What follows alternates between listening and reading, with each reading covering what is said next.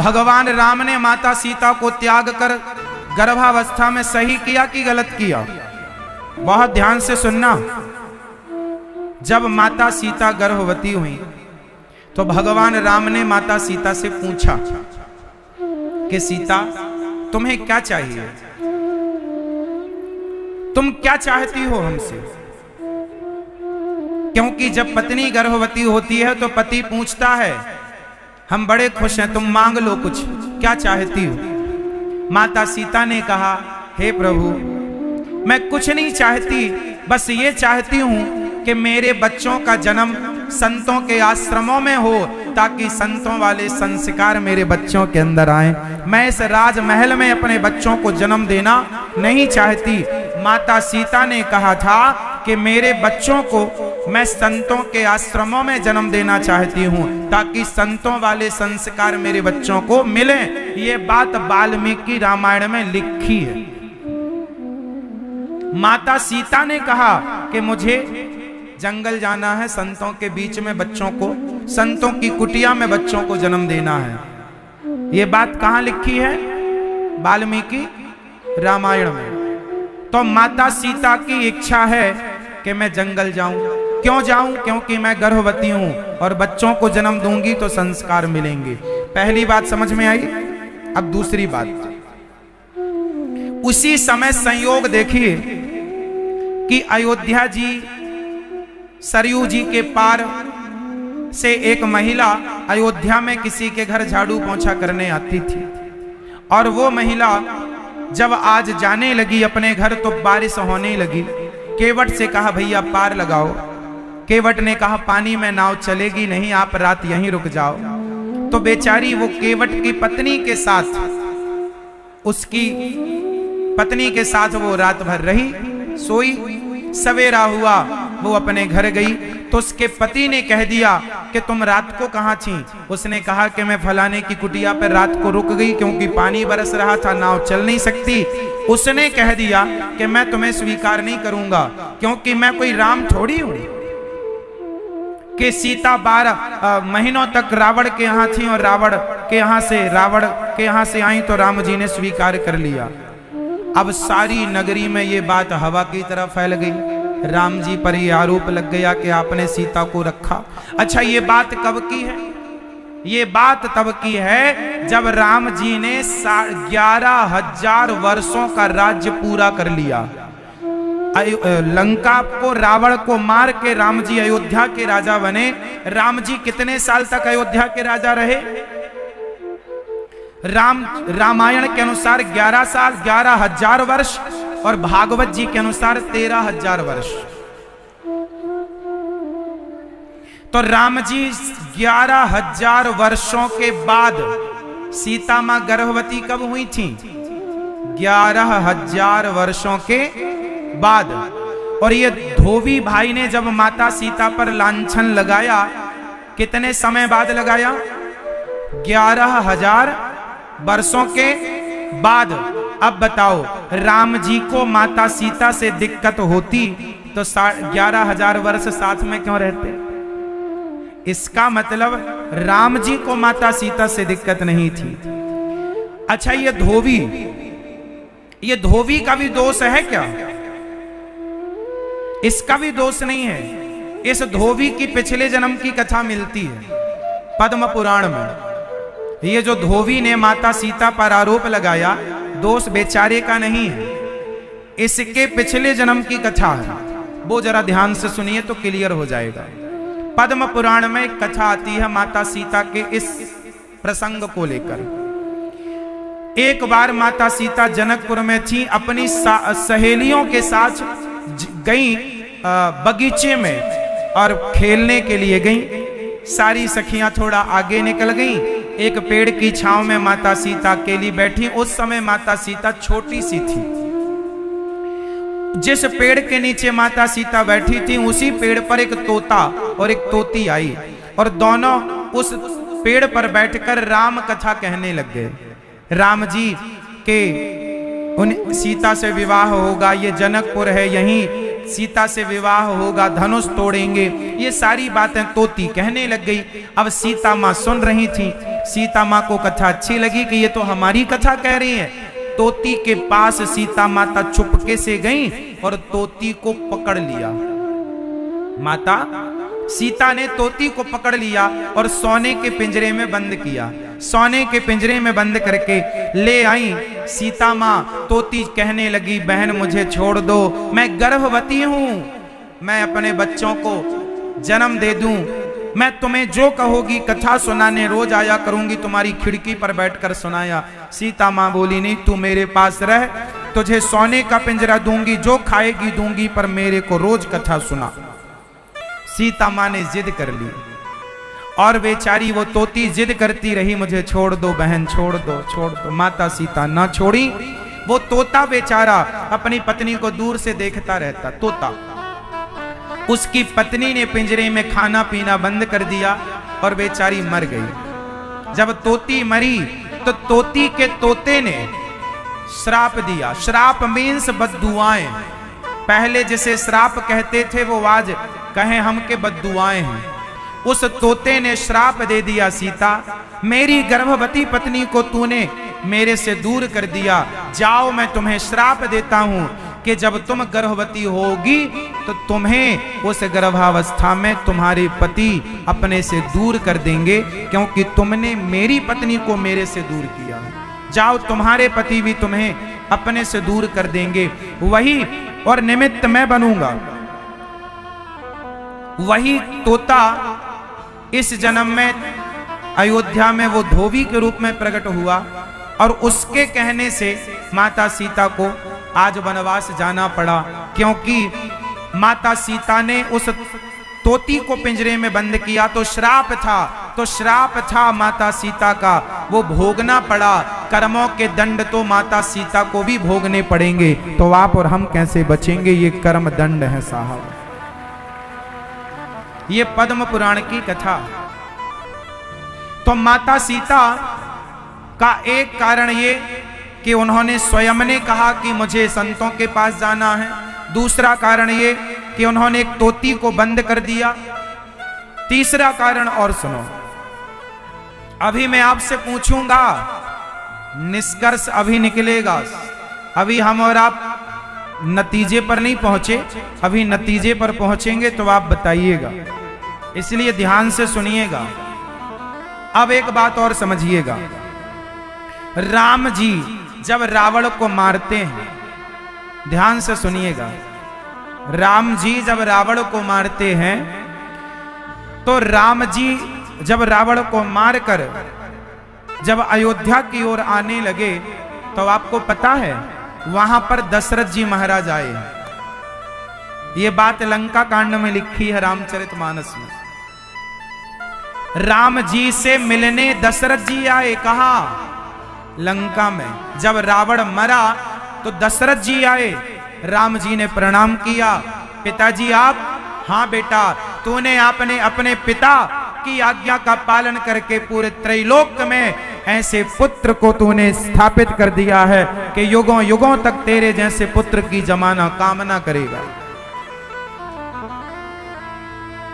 राम जी ने कहा, पिताजी आप आज्ञा करो तो आप चलो अयोध्या के राजा बन जाना, फिर सब जस की तस हो जाएगा, हम भगवान हैं, सब कर सकते हैं। दशरथ जी बोले, ना बेटा मुझे अब नहीं जाना, लेकिन सुनो अभी मेरी उम्र बची है। अच्छा, दशरथ जी अपनी मौत से नहीं मरे थे, दशरथ जी राम जी के वियोग में मरे थे। तो दशरथ जी की अभी 2000 साल वर्ष उम्र बाकी थी, 2000 वर्ष उम्र बाकी थी अभी। तो दशरथ जी ने कहा, राम जाओ, जो उम्र मेरी बची है 2000 वर्ष, जाओ वो उम्र मैं तुम्हें देता हूं। तब से ये परंपरा चालू हो गई। लोग कहते हैं ना, कोई ज्यादा खुश हो जाए तो कहता है मेरी उम्र तुम्हें लग जाए। सबसे पहले उम्र दशरथ जी ने दी थी अपने राम को। सबसे पहले उम्र किसने दी?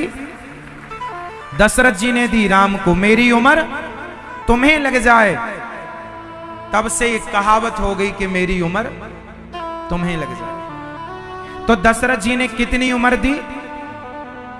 जर जोर से 2000 साल। अब बताओ, जब राम जी ने माता सीता को वनवास भेजा, उस समय राम जी की उम्र पूरी हो गई, 11,000 साल पूरे हो गए। अब जो 2000 साल की उम्र है, वो पिता की उम्र भोग रहे हैं राम जी। किसकी उम्र? जोर से, किसकी उम्र? अब आप बताओ कि पिता की उम्र से यदि वो माता सीता को टच करते, पत्नी के रूप में स्वीकार करते, तो मर्यादा बिगड़ती कि नहीं? और राम मर्यादा पुरुषोत्तम हैं। पिता की उम्र लेकर वो अपनी पत्नी, पिता की उम्र से अपनी पत्नी, तो ससुर बहू का रिश्ता हो गया, हाँ या ना? और यदि स्पर्श करते तो मर्यादा। इसलिए राम जी ने माता सीता को उनके कहने पर के मुझे गर्भावस्था में संतों के यहां रहना है, उनके कहने से राम जी ने लक्ष्मण जी के हाथ से जाकर संतों की कुटिया में छुड़वा दिया। समझ में आई बात? ये पूरी सारे कारण हैं। अब बताओ, इसमें कौन जिम्मेदार है? राम जी जिम्मेदार हैं। राम जी एक राजा है, और राजा के सामने यदि प्रजा कह रही है कि आपकी पत्नी को हम रानी के रूप में स्वीकार नहीं करेंगे, तो राजा का धर्म है प्रजा की बात मानना। यदि नहीं मानते राम जी, तो लोग कहते लो पत्नी के लिए प्रजा की बात नहीं मानते, तो राम जी पर परिवार के पक्षपात का आरोप लग जाता।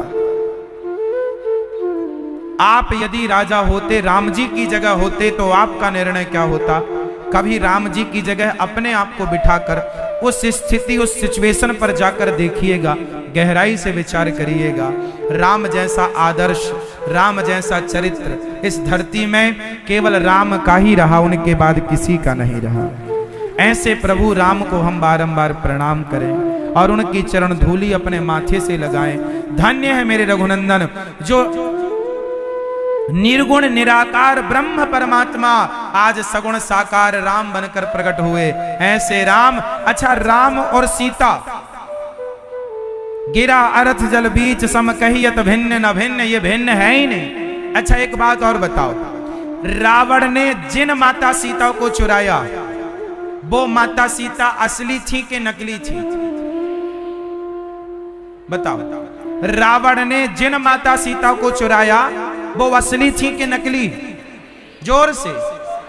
तो फिर असली कहां थी उस समय? उस समय असली कहां थी? अग्नि में वास कर रही थी। और जो नकली सीता थी वो कौन थी? उस समय सीता का अभिनय किसने किया था? रावण ने जिनको चुराया था वो कौन सी सीता थी? जब असली सीता आपके कहने के अनुसार अग्नि में थी, तो किसी को तो चुराया ही था, तो वो कौन थी? वो कौन थी? उनकी कथा सुन लो। वो सीता थी वेदवती। एक वेदवती नाम की जो ब्रह्मा जी की कन्या थी, नाम था वेदवती। वो सरोवर में तपस्या कर रही थी। हजारों साल हो गए तपस्या करते करते। तपस्या का उद्देश्य था कि भगवान को पति के रूप में चाहती थी। किस रूप में चाहती थी? जोर से। पति के रूप में, भगवान को अपना पति के रूप में चाहती थी। एक दिन रावण चला गया वहां पर जहां माता वेदवती तपस्या कर रही थी। तो रावण ने वेदवती को देखा तो बड़ी सुंदर थी। रावण लट्टू हो गया और रावण ने बाल पकड़ लिए, माता वेदवती के केस पकड़ लिए। और जब केस पकड़ा तो माता को क्रोध आया। माता ने क्रोध में कह दिया, रावण, आज के बाद तूने यदि किसी स्त्री को उसकी मर्जी के बिना यदि तूने उसका स्पर्श किया तो तेरा सर्वनाश हो जाएगा। मैं कहती हूं, और तूने मेरे केस पकड़े हैं, तूने मेरी तपस्या बिगाड़ी है, जा, तेरे सर्वनाश का कारण मैं बनूंगी। ये श्राप मिला था, रावण चरणों में गिर पड़ा, मां पहचान ना पाया, क्षमा क्षमा क्षमा। तब रावण से मां ने कहा था कि तूने जिसे चुराया, तूने जिसे हरा, उसकी मर्जी के खिलाफ यदि उसने एक बार तेरे पर कृपा दृष्टि डाल दी तो तू अमर हो जाएगा।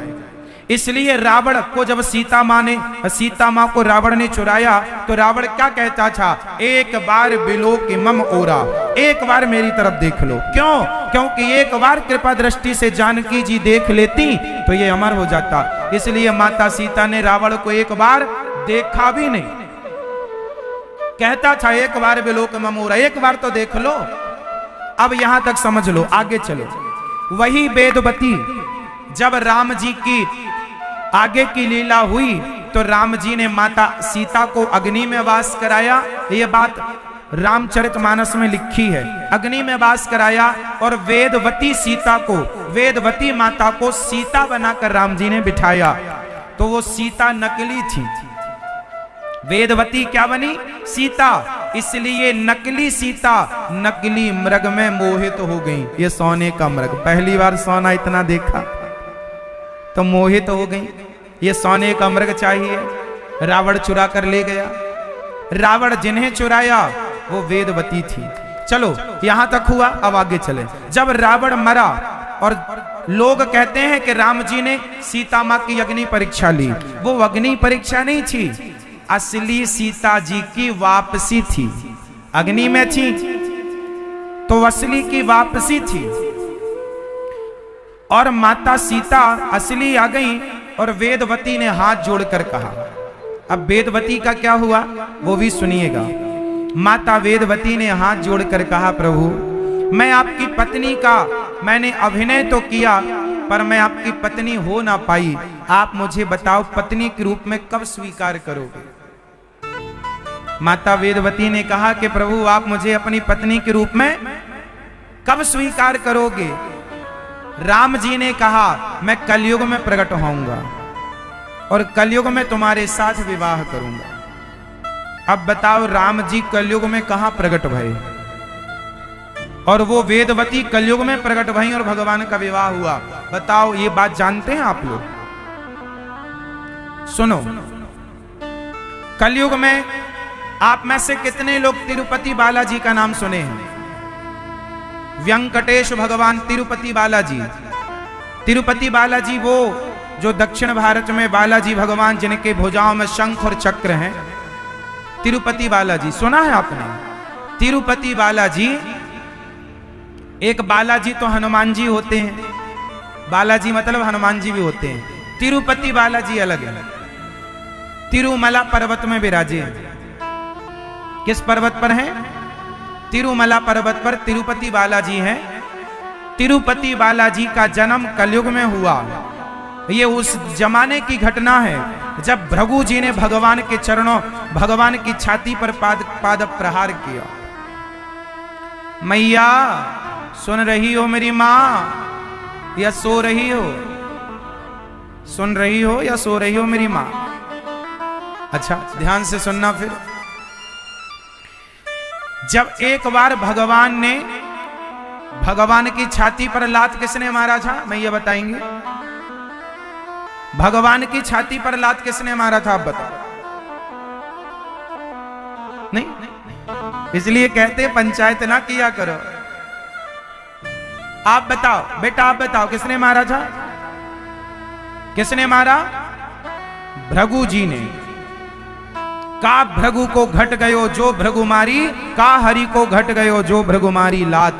आपने गोपाल जी को देखा होगा, उनके हृदय में आज भी पांव का निशान होता है। वो लात किसका है? अच्छा, रावण ने भी लात मारा विभीषण को और भृगु जी ने लात मारा भगवान को। भगवान कहते हैं मुझे लात मारोगे मैं माफ कर दूंगा, पर मेरे भक्त को लात मारोगे सर्वनाश कर दूंगा। खुद लात खा लेते हैं और भक्त को लात पड़े तो नाश कर देते हैं। इतना प्रेम करते हैं भगवान अपने भक्तों से। भैया हो गई सेल्फी? ओ सेल्फी वाले लाला सुन लो, लाला सुनो। जब भगवान को लात मारा भृगु जी ने, तो भृगु जी महाराज के लात से ना माता लक्ष्मी नाराज हो गई। आप लातें खा लेते हो, हम आपके छाती पर विराजती हैं हृदय में, ये लात हमें मारा है। नाराज होके लक्ष्मी जी चली गई।